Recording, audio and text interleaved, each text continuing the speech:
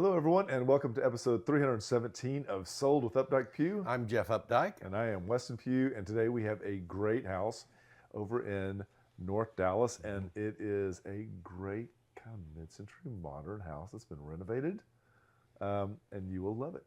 And in our second segment today, we're going to talk about HOA versus upgrades that you want to do to your home and what that process might entail. This is, here's a little joke for you before we go any further. What do you call a group of Karens? I don't know. An HOA. Ba-dun-dun. Don't forget, don't edit that out, Zach. That was a good one. All right. So, good weekend we just had. Not really for real estate because everything's tucked in and behaving, which is really nice. Not often, but we did get to go to the Cowboy game. Went to the Cowboy game on Sunday. That was a great game, too. It was, and it was so funny because do we need to get you a cup of coffee? No, I'm fine. Sorry. Okay. It just came over me all of a sudden. Okay. We may edit that out. No, it was a really good game because they went overtime, so it was really nice. But aside from that, I did ceramics. Had a big weekend on Saturday. I made some huge messes. I feel like I've got some things that might be successful. It just depends on if the kiln, if they survive the firing. If they survived the firing. It's a scary part. That's why. I worked on my pool. That's right. Still working on my pool. That's right. I helped Jeff change the sand in his filter. Oh my gosh. I've never done that before, Yeah, and that was a learning experience. That was quite the experience, wasn't it? That's a lot of weight. I felt like, why go to the gym? Very much. I think we're done with that. I had to deal with 7 bags of 50-pound sand. There's a lot. I think the hardest part was getting the sand, the wet old sand, out of the filter. Yeah. That was tedious. Yeah. If you have a better way to do it than a wet bag, let us know. I'd love to know. I'll need to know again in 5 years.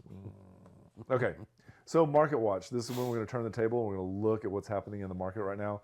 So the only thing I can say, and this is what people always ask me about how the market is, I said the most consistent thing about the market right now is the inconsistency in the market, and the numbers this week will not disappoint. Yeah, there's new active listings are way up.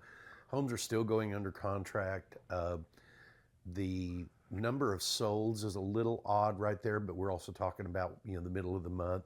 The last box is what I am most interested in. Is interest rates are getting closer to 6%. I think, yeah, I agree with you 100%. I think that you asked Jeremy about are we at under 6 if with the buy down, and he said we're just about there. Yeah. So that's great news. I think that this is just we're looking at a really odd time of the year. We just came off Labor Day, and so we've got Labor Day hangovers, and then throw in that football season has just started, and there's just this start-stop in the market, and I think that these numbers, it'll be interesting to see if we solidify and get a little more consistency. But right now, this to me is just mayhem, and it is what it is right now. And I was reading an article from Lawrence Yun, the economist for the National Association of Realtors yesterday, and he was talking about how the interest rates that mortgage companies are quoting are already reflecting what the potential change this afternoon is going to be. Right.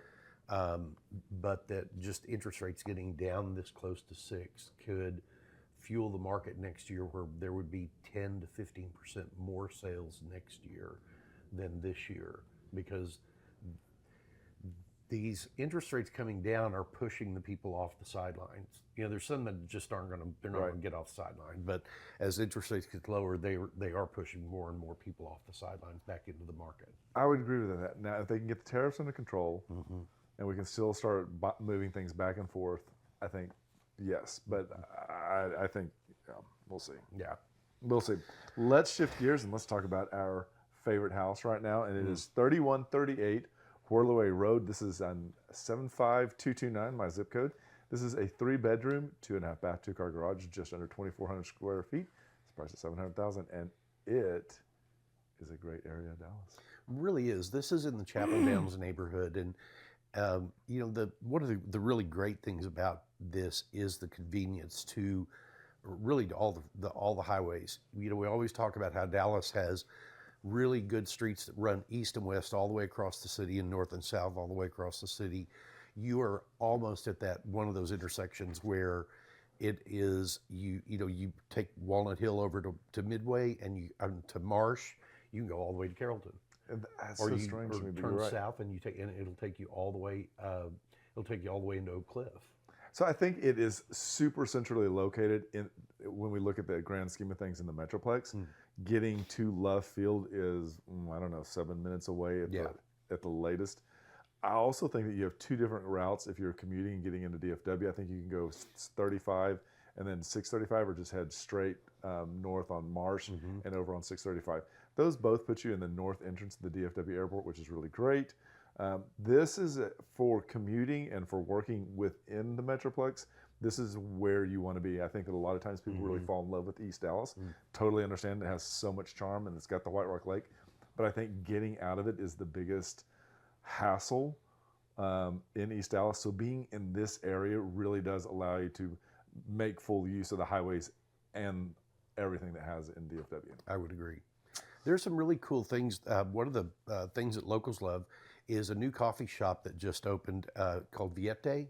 Vietti? Am I saying? I think it's Vietti. Vietti Coffee, Vietnamese coffee. This is right at the corner of Marsh and Walnut Hill.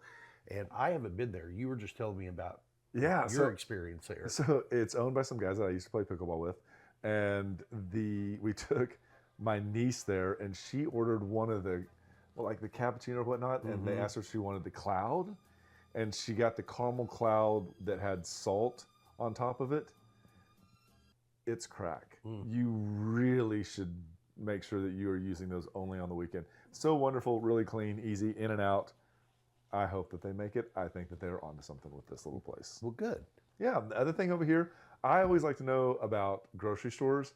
Central Market is one of my go-to grocery stores. I think it's funny because right now they've really kind of embracing their different themes. I think we get citrus theme, we get the Hatch chili theme, and now we're on your favorite, German food. It's the passport into Deutschland. So really great place. If you're not familiar with it, it is a version of HEB, just a little heavier on some of the prepareds and some of the specialty foods. But it's a great place. Go check it out. The last thing that locals love over here is called Lover's Seafood Market. And this is on Lover's Lane, just right off of Inwood Road. Really fresh fish daily. I've been here, I think, once or maybe twice, but it was fantastic. It is. And you know what? Okay, so I love the fact that the owner walks the restaurant and says hello. I think that knocking on the table and making sure everybody's meal is wonderful. I think that just shows that they're hands-on and in everything, from the way that the waiters look to the way that the food is presented. It's dead on. The other thing too, I like to run up there on a Friday before it gets busy, sit down and eat at the bar. To me, it's just a easy, relaxing way, and then go on. So yeah, good places. So shall we take a look at 3138 Whirlaway? I think we should. This is such a cool house. This is a 3-bedroom, 3-bath home built in 1963. It's priced at $700,000. It's almost 2,400 square feet, but it is a well-used 2,400 square feet. 2,400 is the magic number for me. The older I get, the more I realize I want to heat, furnish, and pay taxes on about this many square feet. And when it's opened up like this and it has more of, it's taken like that 70s mid-century modern look and turned it into what today's buyers wants, the homeowners here nailed it. If this house could always be staged like this, it would continue. It's just a really good feel. It doesn't get too pretentious, but yet it has all the bells and whistles that people need. I think that having a dining room situated like this is really smart. I think that it could actually be rotated, the table in another direction, to give a little more versatility. The way that this to me reminds me of an L, and I think it's really great for entertaining. I also like the fact that the kitchen is a galley, and it doesn't always have to open up. I don't think every kitchen has to open up to the living room. Totally agree. I don't. And so I think that it's smart, that it's clean, it's well organized, and it's the way buyers want to live today. And this quartz countertop, stainless steel appliance package, tile backsplash. I mean, they've been done really, really well. Many of the windows have been replaced with double pane thermal seal windows. You have this nice little breakfast nook here with a full bath right there. I'm sorry, half bath right there off of that dining area. This is an extra dining area that They've done a really good job. I imagine part of this was probably outdoors and part of it was indoors, and they combined it all in and brought it into one room. But it's a great sunroom. I liked it. I thought it was super smart. Master bedroom is a great size, opens up to the backyard. Everything in the house, the hand scraped wood floors, can lights, ceiling fans. I mean, when you talk about a house, is it move-in ready? Yes, this is move-in ready. If you want to paint it, maybe paint it. But we've also upgraded dual sinks, tub, one of those really fancy little toilets there as well, the walk-in shower. I think there's one more picture. The walk-in shower I thought was smart. So they did lighting above that kind of casts up, but then they kind of created this really dark effect. Probably I like it so much because when I remodeled my house, it had that bathroom, and I love that concept. So the other bedrooms in this house are really a great size. This is they're both on the front of the house. This is the one on the corner. They share this really nicely updated Jack and Jill bath between the bedroom we just saw and this one. And both of them have really good sized closets. They've got big oversized windows for lots of natural light. And I like that the hardwood floors have been brought all the way in through the house. I agree. So this is one of the shots that, as Jeff was mentioning about the Jack and Jill, we're going to look back in to the bedroom that had the bunk beds.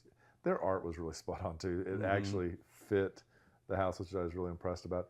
Now, when we come outside, I think this is one of the things, again, we're going to talk about the inside of the house was turnkey. The outside is turnkey. So turf grass, pergola, which has a seating area. You can see they put their grills, their egg, everything in the back side. Pull back, and you can see there's a space here on the right-hand side where the TV is mounted. So you got this outdoor living area if you wanted to. But if you look past the pergola on the far right side or left side, you see that there's a trampoline. So there's a lot of space here to do a lot of things in this backyard. So this is 3138 Whirlaway Road. It's a 3-bedroom, 2.5 bath, 2-car garage, built in 1963, just under 2,400 square foot, and is listed at $700,000. I love this house. I really did too. Absolutely love this house. And we wanted to say thank you to Jason Salcedo and Neville Crowell for letting us talk about their home today. So I got to say, we didn't hit on it, but the neighborhood when you drive down this street, I thought really felt peaceful, and I thought it was where you would want your kids to hang out and play. It's a very cohesive neighborhood. I have lots of friends that live in Chapel Downs. We've sold a lot of homes in Chapel Downs, and it's just a great little pocket neighborhood. It's I mean, they're all over Dallas. This one I think is really well segmented by the streets around it and the North Haven Trail, and it just doesn't get a lot of encroachment from other neighborhoods on it. So Google, click on the link that we're going to provide in the comments below, and actually go and Google this address, because I really want, and do it through Google Maps. Don't just put it in Google, because then you're going to get like Redfin and all that stuff. But actually zoom in, zoom out. As Jeff mentioned, North Haven Trail is right by there. There's a lot of features in this area, and I think that it should be something that you should really dive into and get a sense for it, because you're buying a really great lifestyle as well as a home. You really are. All right.